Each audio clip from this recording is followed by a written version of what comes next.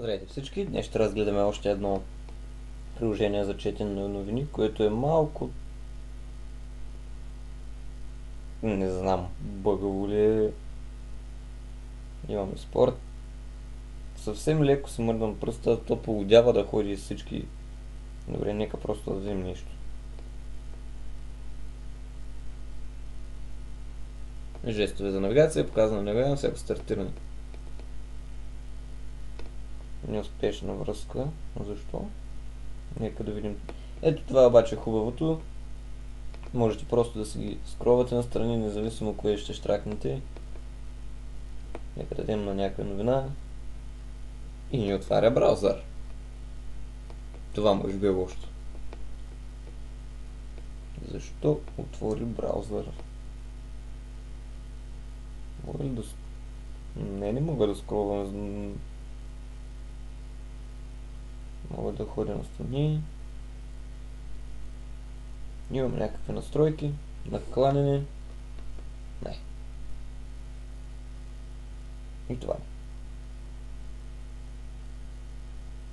Има няколко списания. Blitzbg, Dnes.bg, Hera, Kafene.bg, Lifestyle.bg. Тук има някакъв проблем за връзката LifeNews.bg.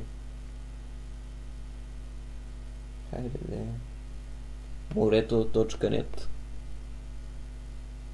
С портал отново. Изобщо приложението е добро, но има още доста да се изпипа.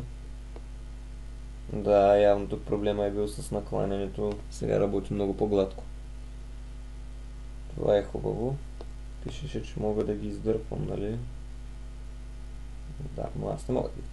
Изобщо приложението е готино, ако искате да разберете от няколко вестника или сайта наведнъж. От къмто зависи. Изглежда няма повече какво да представя в клипа. Приложението трябва още да се доизпипа, като да не се отваря друг браузър, тази реклама долу, която взема доста голяма част.